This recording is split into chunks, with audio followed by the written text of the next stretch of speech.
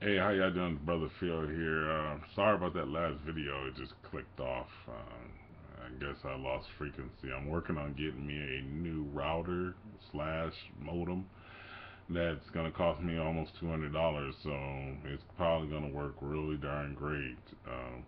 I wanted to elaborate on some people who believe that the Antichrist could be known.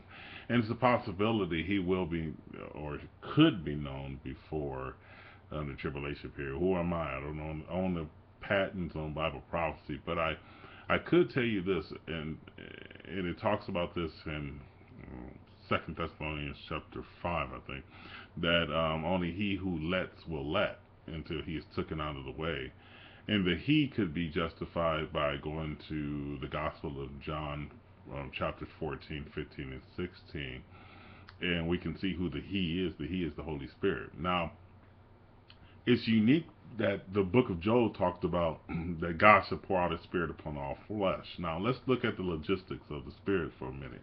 Logistics is location or shipment. Well, they use it in the army, military, and they use it also in corporations and companies, and military and corporations and companies. Logistics could be something you ordered a book and you want to know where it's at and what process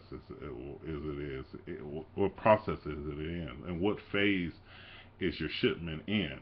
Is it being packaged up? Is it leaving the warehouse? Is it on a plane? Is it in Louisiana? Is it in Canada?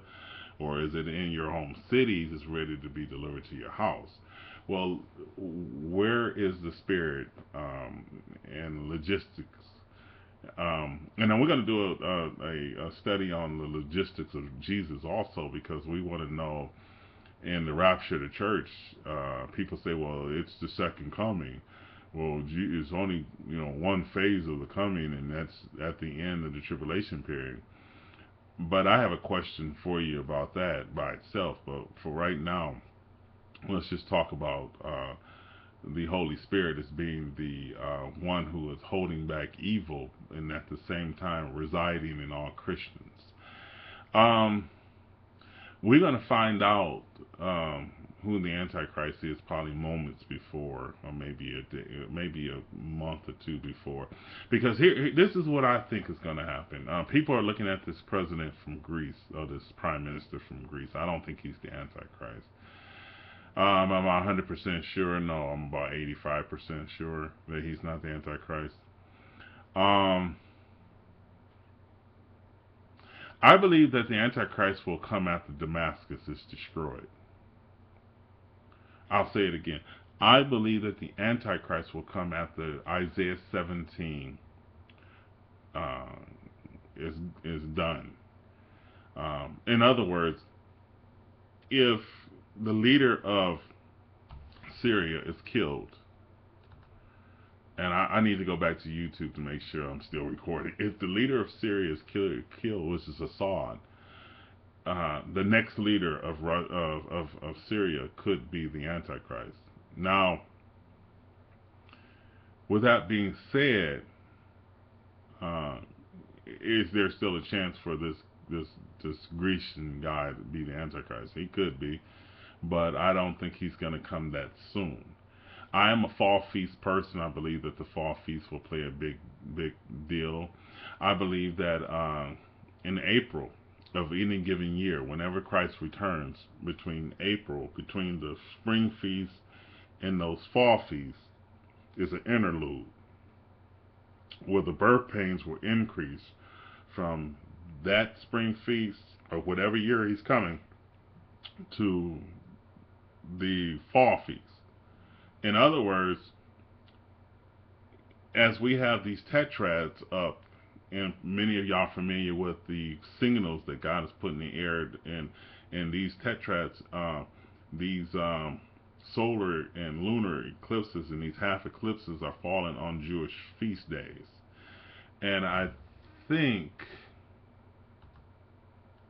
no, I don't have it up here, but so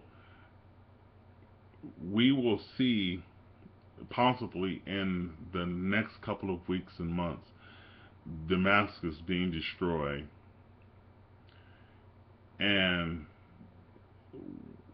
a peace agreement formed. And then we will see the Mediterranean Union, not the European Union, the Mediterranean Union stand up and start to be noticed.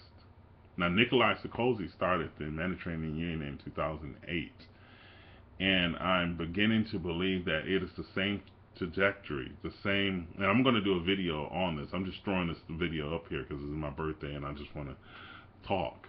But if you look at the Mediterranean Union, you're going to see that it encompasses the same trajectory of the old Roman Empire. It has the East and the West.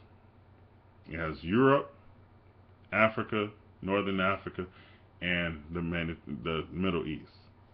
Now, I'm going to throw some stuff out there just to be talking since it's my birthday. Try this on for size. The Antichrist takes over the Middle East part, which is 3 regions. So we got 5 in Europe, 2 in Northern Africa, and 3 in the Middle East. And he takes over the 3, making the Ottoman Empire. Now, why is he the little horn? First of all, the little horn has a possibility of coming from Syria because of the Assyrian Empire.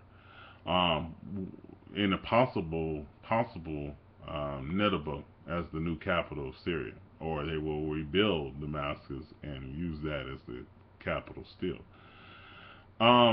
That's why we're living in the last days of the last days, and the church will have to be removed before we see who the Antichrist is. In other words, we'll be looking out of the balcony,